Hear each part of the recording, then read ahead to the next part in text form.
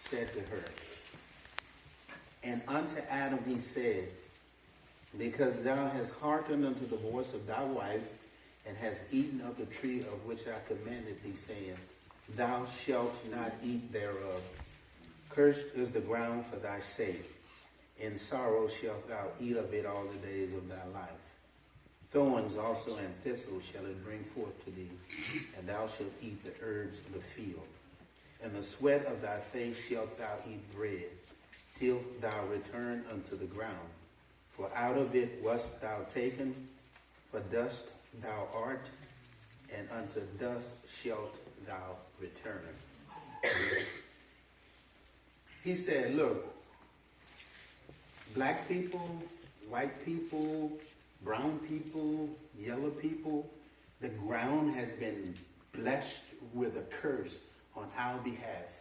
And we go out and we toil and we work it and we produce the fruits of the ground and we sweat, and by the sweat of our brows wealth is produced, and we enjoy the fruits of our physical efforts. When our people were brought to this country as slaves and they worked in the cotton fields of this nation, they produced an enormous amount of wealth. But because of the Pharisaic system that they were in, they were not allowed to enjoy the fruits of their labor. He told me to tell her that the wealth that our ancestors created when they were slaves in this nation is still pent up in heaven, and it's waiting for him to release it to this generation of blacks that are alive today. He said, it is not the white man's responsibility to get wealth into our hands that was created by our ancestors, because they do not control that wealth. It's actually released from God's hands out of the heavens to our hands, and is manifested in this reality. So in the beginning, God is still there. Yes, he is. That whole structure, that whole system that God lived in and existed in before the heavens and earth was created is where that wealth is now. So what culturally white people have done is they have tried to come into our communities out of their guilt. Yes. And they brought their resources and given to us, and we have assumed the position of we are owed something, and we have accepted their guilt money, and the money itself has become a form of slavery, and we cannot move from where we are to receive what we're entitled to. It's pent up in the heavens right now, waiting on us to reach us and pull it down. So when I told her that, you know, I'm like, I said it because it was the only thing I could say to her. So this is what God did for me. He says, look, son, I want you to understand, I'm going to tell you stuff that you don't understand and that you don't know about. But if you just accept it by faith, it says in the book, and Abraham believed to God, and because he believed God, he was counted righteous. It didn't have anything to do with what his last name was. It didn't have anything to do with what his address was. It didn't have anything to do with the clothes that he wore. It didn't have anything to do with how much money he had in his checking or his savings account. It had to do with everything but this one thing. And Abraham believed. Amen. And hasn't he always required that of us? Amen. That's all. When he spoke to Peter and said, come out on the water, Peter went out on the water believing. And he faltered when he stopped believing. So God said, look, I'm going to show you this. I'm going to show you that there's another community existing. And this is what he said to me. If you call yourself a Democrat today, God loves you so much that he will allow you to have every possible thing that a Democrat can have. If you call yourself a Republican, the same thing is true. If you call yourself an independent, the same thing is true. But there is one more category, and this is how it described Jesus. And it says, when I was a very young believer, I wanted to be like Elijah and have a double portion. But as I grew in God, I ran across this verse that said, and Jesus had the Spirit without measure. Yes. Oh my gosh. That's a distinguished difference between without measure and a double portion. Now, there ain't nothing wrong with a double portion, but to have it without measure is a whole new ballgame. So he said, go to Daniel, and I'm going to show you something that you need to understand. And it's in Daniel chapter 3, verses 17 through 19. It's a very familiar scripture. We've heard the preachers preach on it, and I've been hearing it for years. But this is what he showed me about it.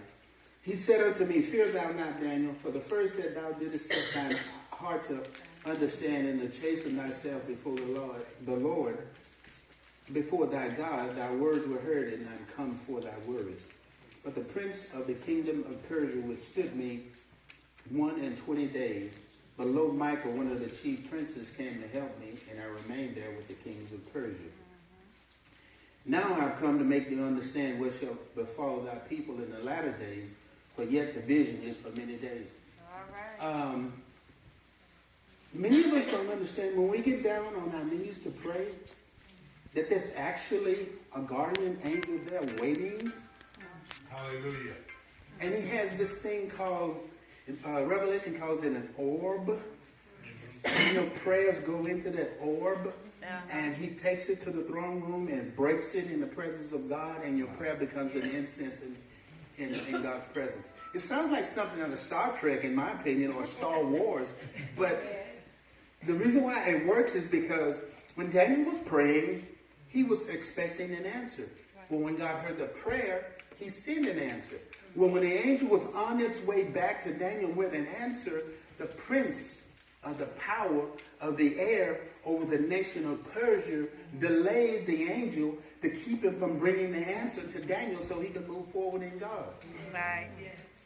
What I am suggesting to you, that wealth that we were just discussing earlier that's available to black people has not come into our presence because we have not sought it, nor have we understood that it was available to us. Now, this is how he showed me and made me understand that it was available. When Barack Obama was running for president, I got down on my knees and I prayed and I asked God who's going to win. And he gave me a scripture. And the scripture showed me that Mr. Obama was going to become president. So I went and talked to one of my white friends who was a Republican. And I told him that Barack Obama was going to win for president. He rebuked me. Hurt my feelings by it. So I had to wait to see really what was going to happen.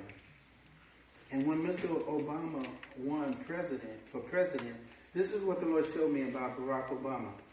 Black people as a collective group needed to see something that would lift them in a way that would cause them to turn and begin to believe that the impossible was possible for us. And that's what God did when he allowed Barack Obama to be elected president of the United States. It broke something in the heavenlies, and it opened up the heavenlies to us in a way that if we're clever enough to listen to the sound of the Spirit as it moves and work in our midst, we'll be able to enter into his presence and begin to receive what God has these many years had in store for us. Amen. And listen, guys, from God's perspective, the Bible says 1,000 years is as one day with God. Amen. Now, when we look back at slavery, it's been hundreds of years. But for God, it just happened a few minutes ago, a few seconds ago. And so he's waiting for us to begin to grasp the concept and the possibilities of moving into the realm of impossibility. But this thing is done by faith. So God said to me, I'm not through yet. Olivia alluded to the fact that Beverly and I went to the opening of the African American Museum on the National Mall in Washington, D.C. The way we got there was a total fluke. It was not something we orchestrated, nor did we plan it. My banker called me into his office one day and he said, hey, Rodney, how would you like to be on the museum board? And I thought, man, I got a business to run. I ain't got time for this kind of foolishness. He convinced me to join the San Angelo Museum of Fine Arts. Got on the museum, was the only black on the museum, the first black on the museum, the first black to become president of the board of directors of the museum in the city of San Angelo, and the first black to be president of the museum board in the state of Texas. That was not anything that we orchestrated, because for me it was just foolishness even to be on the board. By the way, guys, the town that we live in, 100,000 people, 1% black. There are days when we go, weeks when we go, we don't even see black people. It gives you an idea about how many black people are in the city that we live in. But what that's about is the orchestrating power of God to do the impossible in circumstances that would not be convenient for what it is that needs to be done. So we've become kind of like, we used to joke about it a lot because we deal with multi-millionaires. And a lot of times, Bev and I would say, why in the world do we find ourselves in these circumstances with people who have had so much money for so long, they don't even know what it's like not to have money. That's how we've lived the last 5 years or so. But that's what God himself orchestrated on our behalf. We've come into their presence. And on more than one occasion, what they do is, in the museum, they have these big old functions where they bring in artists, and they go all over the city, and they paint pictures, and at the end of the week, they have this big old gathering on a Saturday night. So you step into this room, it may be anywhere from 50 to 100 people, and they're all multimillionaires, and she and I like to fly in the ointment. I mean, we step into the room, and it's kind of like a, nobody knows what to do or what to say. So we just kind of mingle like we're supposed to be there, which we are. I'm president of the board of directors for the San Angelo Museum of Fine Arts. Of course, they don't know that the president is a black guy, so they're wondering, are they going to yell? Are they going to scream? Are we going to have to call the cops or what? So what we like to do, it's kind of been like fun for us. So the museum director will come in, and Howard Taylor is our director, and he's always late.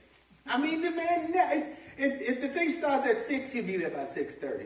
If it starts at 7, he'll be there by 7:30.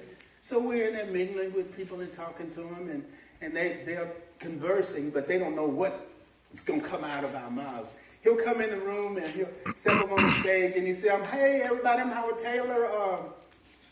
Before we get started, I want to introduce the president of the board of directors for the museum, Rodney. Are you and Beverly in the room? And we'll stand up or wave or something, and everybody around us say, like, I mean, it's hilarious to us. But what God's doing is he's rattling their cages. Yes, indeed. Because what they understand and know about us, they get from the television, they get from the newspaper, they get from other media outlets. And I'm not blaming them. They're just getting what they get from the information that's coming into their field of visions. So that's what we do on a pretty regular basis. And we have fun while we're doing it. Awesome. We've gone places. We've stayed in 5-star hotels, and they cover all of our expenses. I wish I could say we were smart enough to have orchestrated that ourselves, but what we discovered is that we kind of stumbled into God's plan, and he just kind of ushered us into the room, and a lot of times without our permission. But because we were willing to submit ourselves to God's call, we found ourselves in these kinds of places. So when the African American Museum of Fine Arts in Washington, D.C. was opened, the city of San Angelo and the museum board tapped Bev and I to go and represent the city and the museum. It was an extraordinary experience. We were in the presence of President Obama. Many of you do not know this, but the reason why we have the African American Museum now is because when Bill Clinton was president, he created the bill to have the museum built, but he didn't fund it. So it was an unfunded mandate just laid on the desk for years. And you know who twisted Congress armed and kicked them in the knees and forced them to come up with the money to build a museum? A Republican, and his name was George Bush. Wow. And he orchestrated it in such a way, I'm talking God now, so that when a black man became president, the museum would be built, and a white man used his influence to provide funding. Wow. Which is an extraordinary statement about what's going on in the heavenlies, that unless God allows you the privilege of seeing what's going on, we're basing what we know as believers on what we're being told by ABC, MSNBC, Fox, whatever your privilege, wherever your choice for media outlet is. And so we make our decisions and we make our determinations based on information that would be equivalent to what Jesus said when he said with his disciples, "Whom do men say that I am?" Some said Isaiah, some said the prophet, some said Jeremiah, which was not bad information. But one of them said, "Thou art the Christ, the Son of the living God." He could not have gotten that information save it came from the heavens. So what I'm saying to you, the information that you get from the media, whatever your choices are, the truth of the matter is, it's not a deceptive attempt to lead you astray as much as it is they're telling us stuff that they don't know nothing about. And the only way you can know about, you have to spiritually discern it after having an encounter with Jesus Christ. Look, guys, remember it says in the book, when God decided, it says in the book that the stench from the sin that was going on in Sodom and Gomorrah rose up from the earth into God's nostrils. So he sent an investigating committee to go check it out. Now listen, he didn't send it because he didn't know. He sent an investigating committee because he wanted them to stop by Abraham's house so Abraham could find out what God was doing. Because he actually says in the book, he will not do anything in the earth without allowing his prophets and his intercessors and his people to know what he was planning on doing. So the angel stopped and informed. And we all know he interceded on the behalf of the city. But the point is this. What was true then is still true today, guys. Amen. So I want to submit to you for your consideration that the fact that you're here this afternoon is not because, hey, Olivia's having a program. Let's go see what's going on. What if God is extending an invitation to you to come up to the heavenlies and be with him and to sense what's actually going on? And when you hear the news in the media, it becomes a triggering mechanism for you to actually enter into prayer and intercession and see what's God doing, what actually is going on in the earth. So when Mr. Trump got elected president, you know what? We were at the inauguration. It was a fluke. A Congress. Now we thought it was a fluke, but it was not until after we'd actually gone and come back that God gave us a revelation about what Mr. Trump's doing. He told us the greatest perpetrator of the dominion principle in history is Donald Trump. The principle in Genesis is go out, take dominion over the earth. Mr. Trump took $1 million and transformed it into billions. And he said, what I want my people to see, that there's a dominion concept that's out there that we have not grabbed a hold to. And if we would just grab what God's doing is modeling a particular dominion principle to you. If you grab a hold to it and see beyond the fact that Mr. Trump's a Republican or he's a white man or he's a racist or he hates women or whatever it is, I'm going to submit to you for your considerations. All of those other things are deceptions designed to keep you from seeing what God's actually modeling to you, and that is the principle of dominion, and he wants us to grab that principle. The word is this: I will reign on the just as well as the unjust. So whatever it is you think about Mr. Trump, that dominion thing is available for you to grab a hold to. And what if you grabbed a hold to the concept of dominion and actually practiced it in your lives? And the result of that would be, it will allow God to release those wealth that's been held up in heaven for so long into your life. But whatever the dominion principle or concept that you're involved in.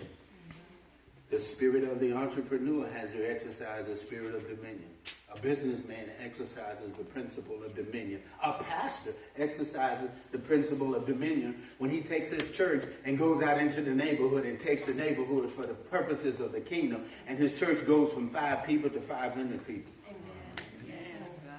Dominion is available to you right now. And so, I found it very interesting. I didn't know this till tonight, that the church actually is called New Directions. If you put New Directions with community, and the community that I'm talking about is not the community of the Democrats or the Republicans or the Independents, but I'm talking about the community of the kingdom. And all of those spiritual concepts and principles that are available to us now. Not later. Now you can have those things. So whatever it is you do for a living, it doesn't matter if you're working for somebody. I'm submitting to you for your consideration that the reason why you're here tonight is God wants you to understand that Mr. Obama's election was specifically designed to break open the heavenlies, and Mr. Trump's election is specifically designed for you to see the dominion principle at work. And you know what? God is so gracious. What else has he done? Everybody's all in an uproar about Miss Oprah Winfrey becoming president. You know what she has done? She has taken dominion over the media. And she's become one of the wealthiest women in the world because she did one thing.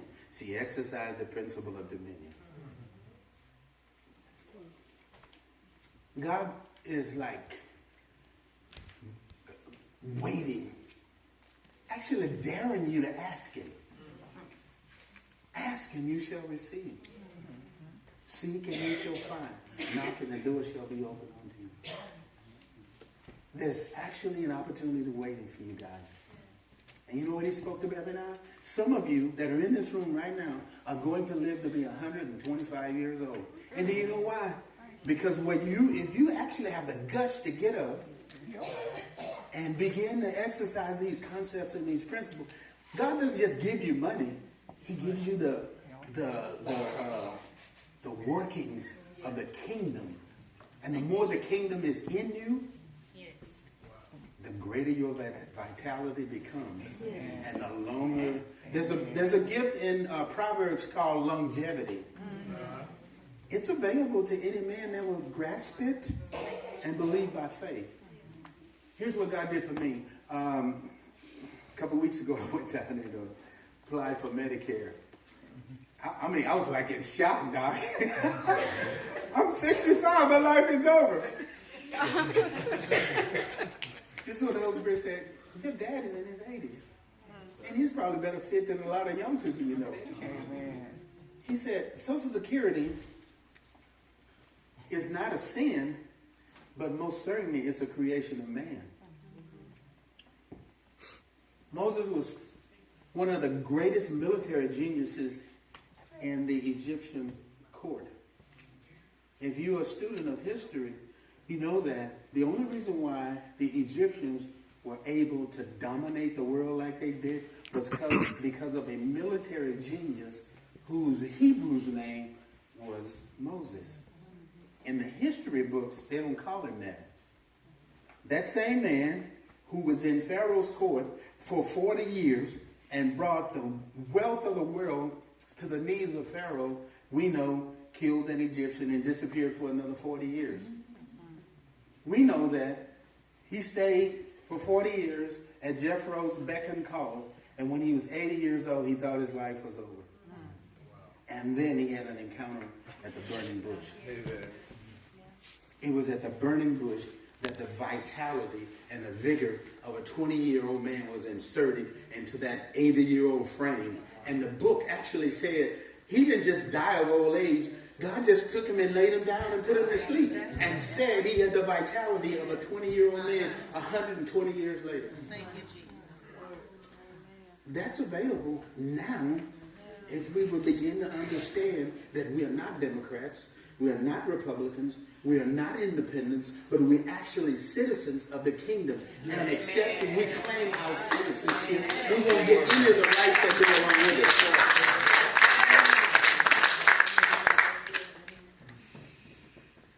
So my question before you tonight is, who's on the Lord's side? Hallelujah. That's why you're here tonight. The Lord wants to take the new direction worship center, brother, and take this neighborhood. Let's take it.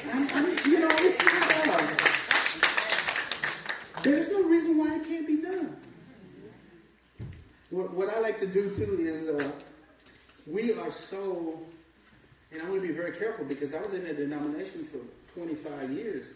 But the reason why I was there is that, in the same way that God brought the Jews into Egypt and kept them covered for a season, was because he could teach them and train them. When I was in the denomination for 25 years and learned, you know what I did all those years? Until finally I became pastor. I taught Sunday school. And I taught youth. I was a youth pastor. So that meant I always had to study. Because you had to know what you're talking about when you're standing up here. Well, God, the genius of God is about preparation for the season that he's calling you into. So for all those years I was there, it was just a training session. So sometimes what I like to do is to rock our worlds. There's several things. God led me to this book that was written by this Hebrew, a Jewish man who wrote the history of Hebrew people. And he was not a Christian. He did not endorse Christianity. But when you look at his writings, it tracks right along with the King James Version of the Bible. For instance, two of them I'll just share with you because one is about, remember in Genesis, when Abraham negotiated with a guy about this particular piece of dirt that he wanted to create a graveyard? Well, it says in Abraham's, all of his friends came to him and said, hey, man, we got all of this, we got all of that. You can have, just pick what you want. He said, I want that right there. And so Abraham's friend went to the guy that owned it and convinced him to sell it to Abraham. Josephus says, and it's backed up by the Bible, that when Jesus died on the cross and he rose from the dead, when he rose up, everybody that was buried around there got up and walked with Jesus. You know what that piece of dirt was that Abraham was negotiating for? It was a place where Jesus got up and walked. How could he have known 2,000 years before it happened if he weren't seated together with God in the heavens and taking advantage of his citizenship as a king, as a member of the kingdom of God?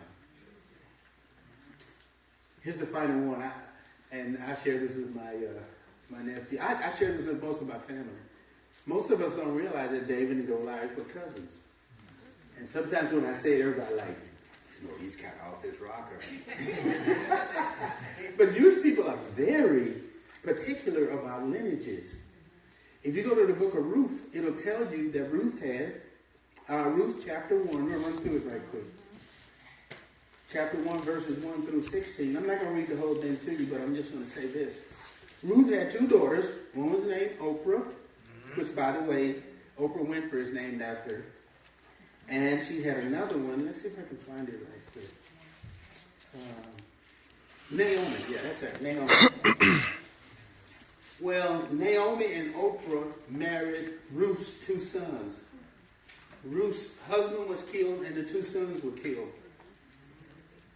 Ruth said to Naomi and to Oprah, go back to your household because you're young enough that you can get married and have kids. I'm too old to have kids or have sons again, so you can, because it was a tradition, if she had sons, then they could marry the sons. Well, if you go back and follow Oprah's lineage, it shows you all the way down to where Goliath was born. And if you follow Naomi's lineage, it shows you all the way down where it goes to David. So David and Goliath were distant cousins. But the fight was not about them being distant cousins. David's house represented our kingdomship. Goliath's house represented worshiping idol gods. So the issue ever and always have been this.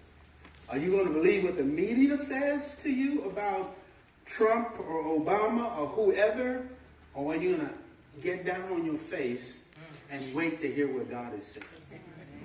Because listen, guys, God actually does own the planet. Amen. And what is happening, he is actually aware of and orchestrating circumstances. And people who have no idea, who even refuse to acknowledge that the planet is owned by God, are creating stories about stuff they don't know nothing about. So, when they hear us, if you read Hebrews 11, it talks about these great men and women of faith who lived in caves and who ate odd stuff. And they were oddballs, but because they were that way because they didn't go with the conventional line of thinking about what was being portrayed to them. Some of them lost their lives rather than go with the conventional line of thinking.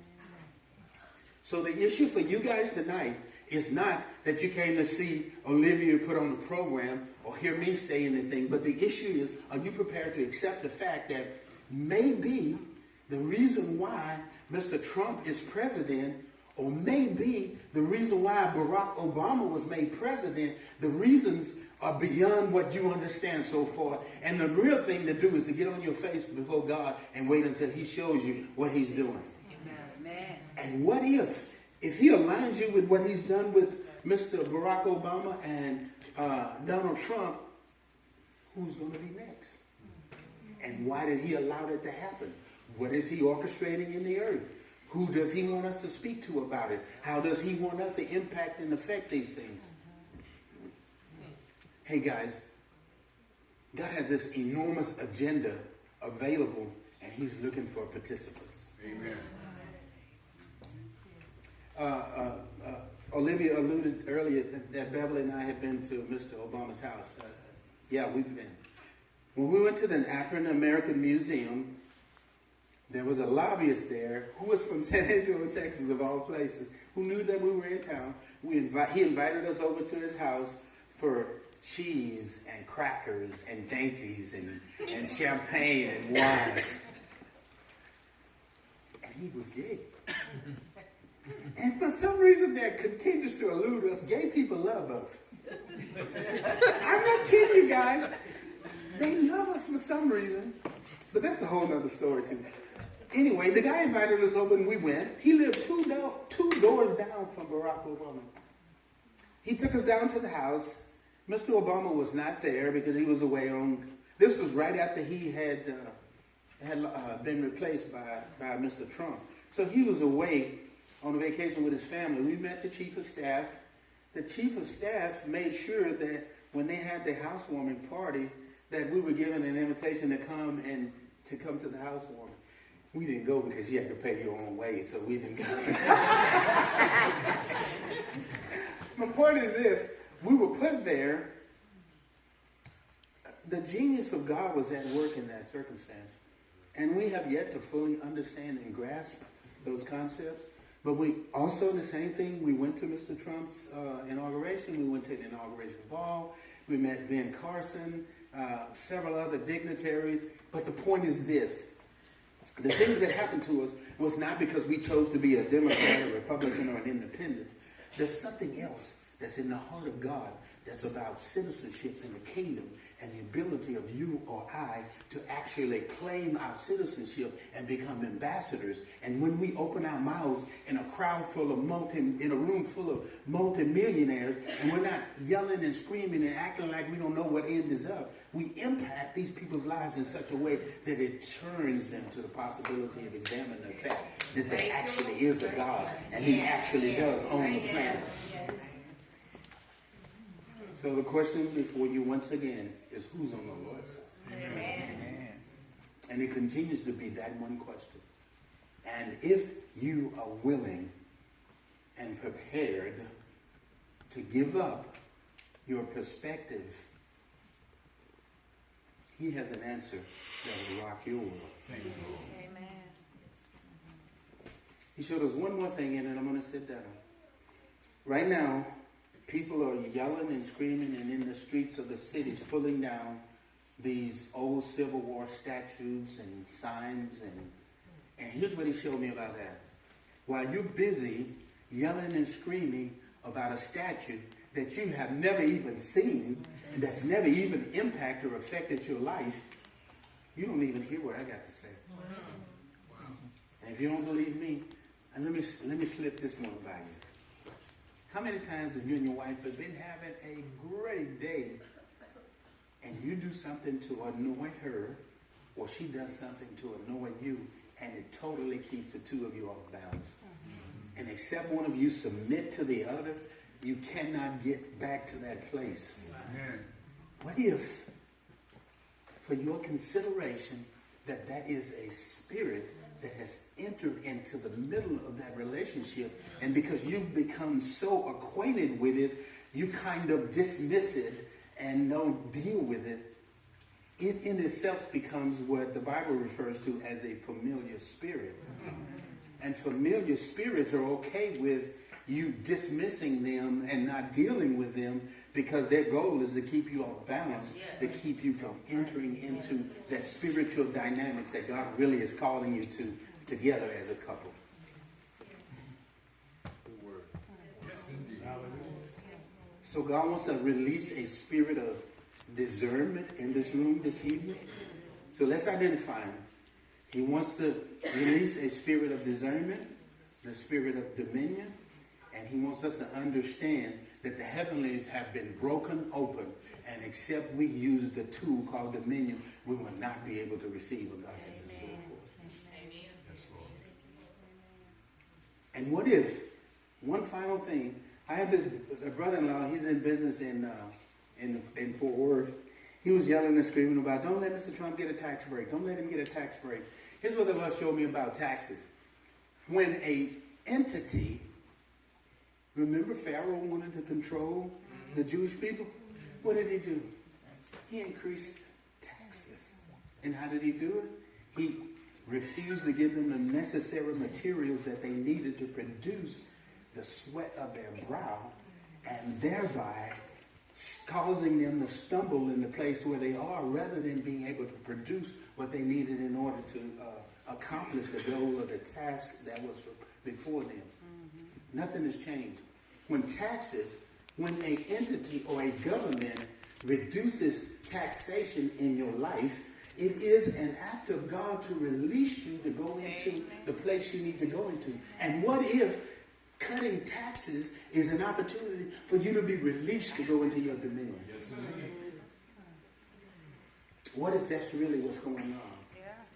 And the argument about the rich get richer when you cut taxes is specifically designed to keep you from moving into your season of dominion and control and the acquisition of wealth and for the kingdom of God and its purposes in the earth. God is not crazy, guys. He actually is in control. And the chaos that the media continues to cause us to focus in on is specifically designed to cause us to stumble and not get to where we need to be in the things of God. So, having said all of that, That's beautiful. I want you guys to know God is this Father who is ruthlessly determined that you come to a place of ownership of everything that he's created for you and your behalf. And we have an enemy who is working. In Jude, it says God actually gave the devil permission to dwell in darkness, even if it's in your heart. Ignorance is a form of darkness. And as long as we're ignorant to the things and the revelations that are available to us, we are captive to the darkness where God has given the devil permission to dwell in.